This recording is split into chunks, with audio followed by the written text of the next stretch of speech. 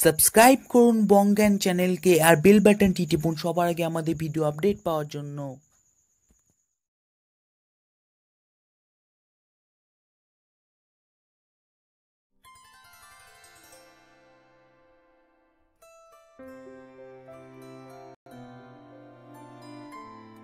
চাণক্য যে বিশাল জ্ঞানী পণ্ডিত এবং রাজনীতিবিদ সে বিশেষভাবে সবাই জ্ঞাত আছেন।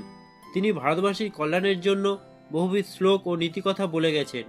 তার দুর্ধর্ষ অকাট্য নীতি যে কোনো সুসভ্য মানব মানতেই বাধ্য হবেন। তার রচিত সেই নীতিকথার মধ্যে থেকে কিছু গুরুত্বপূর্ণ বিষয় আজ আলোচনা করব। নমস্কার বন্ধুরা, আমি কৌশিক আপনাদের সঙ্গে। আপনারা দেখছেন বঙ্গান।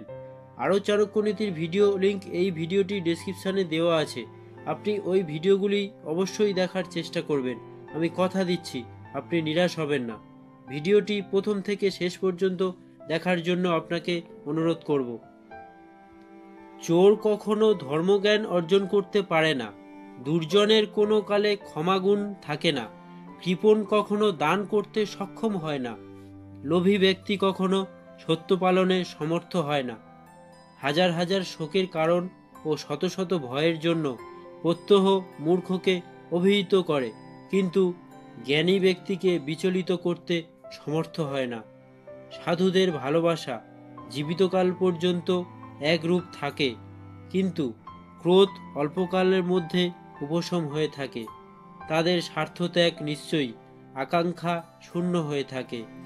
বেগবতী নদী, নখযুক্ত প্রাণী, সিংহধারী প্রাণী, অস্ত্রধারী ব্যক্তি, রাজা বা তার কর্মচারী, স্ত্রী সমূহ ইহাদিগকে কখনো বিশ্বাস করিবে না, কারণ এদের বিশ্বাস করে কাছে টানলে বিপদের সম্ভাবনা বেশি। যুগক্ষয়ে মেরু পর্বত বিচলিত হয়, প্রলয়কালে সপ্ত সমুদ্র চঞ্চল হয়, কিন্তু সাধুগণ কখনো সংকল্প হতে বিচলিত হয় না। সম্যক বিচার করে কথার জবাব দিতে হয়, তখন হঠাৎ কিছু বলা উচিত নয়। শত্রু হলেও তার গুণ গ্রহণ করতে হবে, গুরুর দোষ ত্যাগ করতে হবে। পরস্ত্রী ও পরদ্রব্য লোভ করা উচিত নয়, কখনো পরনিন্দা করতে নেই। গুরুজনের সমক্ষে হাস্য পরিহাস ও অস্থিরতা বর্জন করা উচিত।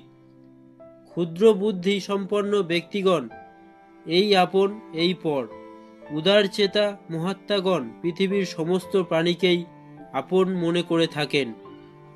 দানে হাতের শোভা বৃদ্ধি পায়, কঙ্কন বলয়ে হয় না। স্নানের পর দেহ শুদ্ধ হয়, চন্দনে তা হয় না।